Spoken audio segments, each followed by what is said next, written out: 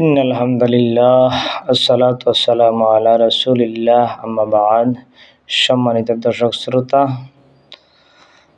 আমি আজ ছোট্ট একটা আমল নিয়ে হাজির হয়েছি, আপনারা শিখে নেবেন। এই ছোট্ট আমলটি হচ্ছে, যদি কোনো ব্যক্তি ফজরের নামাজ পড়ে 7 বার এবং মাগরিবের নামাজ পড়ে 7 বার এই আয়াতে কালিমাটি, এই দোয়াটি পাঠ করে, তাহলে আল্লাহ সুবহানাহু ওয়া তাআলা এই ব্যক্তিকে দুজকের আগুন থেকে রক্ষা করবেন।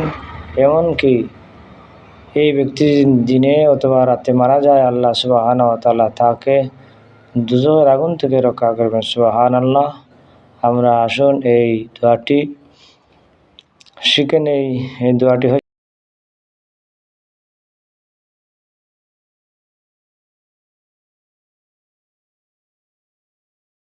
হচ্ছে আল্লাহুম্মা আজিরনি মিনান নার, আল্লাহুম্মা আজিরনি মিনান নার, আল্লাহুম্মা আজিরনি মিনান নার।